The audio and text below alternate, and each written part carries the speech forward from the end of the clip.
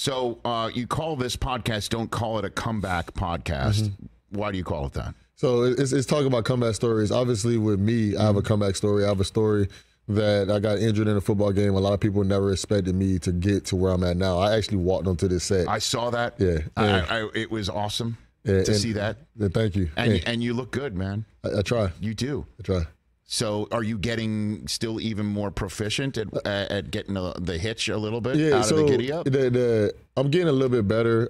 If I was to run from a dog right now, I would get caught. You know, but I can run around the house with my kids. That was the biggest thing for me. I just wanted to be able to, if my kids needed me to do something, run a while, help my wife, I was available to do it. How old are your kids? I have an 8-year-old, and then my 3-year-old's about to be 4 in January. Yeah. So you literally are chasing kids around the house. No doubt about that. Yeah. So. Yeah, we were all noticing that, and it was just it's so great to see. I mean, how often? I mean, you just tell me if you don't want to talk about it. Is it painful to talk about this? No, now it's not as bad. You know, when it's been 5 years. December 4th is 5 years. So now it's a lot easier to talk about it. I would say a year after the injury. 2 years within 2 years of the injury, it was a little bit harder to talk about. Who helped you get through it? I would say my family did a really good job. The Steelers really did a really good job, and just the people that my teammates. One thing that everybody that was around me that they did a really good job of is always providing positivity to me. So I'm a very positive guy.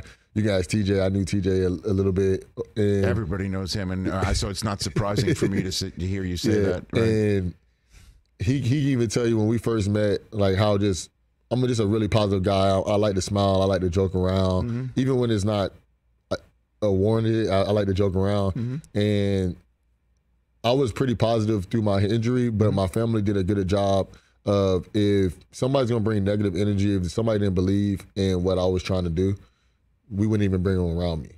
So I only had positive people that only thought, you know, in my best interest around me, and I feel like that really helped me think and believe that I can overcome this. And you are overcoming it, and it's great to see. And so when you look back on that day, what do you think of that day? So it's so crazy because when I look back on that day, I have two different things that I think about. One of them is I was actually not supposed to play in that game.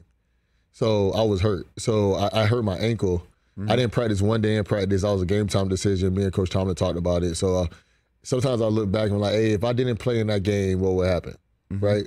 But the thing is, it's also a blessing because I when I did get hurt, it was a Monday Night Football game where millions of people were watching. I could have got hurt on a Sunday game at 1 o'clock where maybe only 1 million people are watching, or 200,000 people are watching, more than 200,000 people, but you know what I mean. Understood, yes. And so just having the eyes on me when I got injured, that, you know, that brings more people that prayed for me, you know, more people that I feel the more prayers that happen, the more likely something is to happen, you know. So I think it was a blessing that I got hurt on the day I got hurt.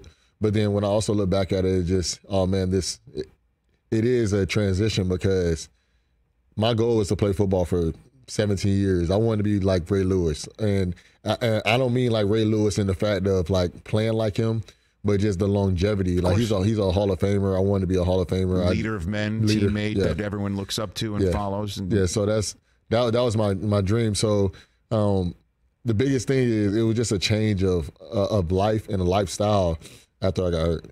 Catch the Rich Eisen Show every single day on the Roku channel, 12 to 3 Eastern, for free.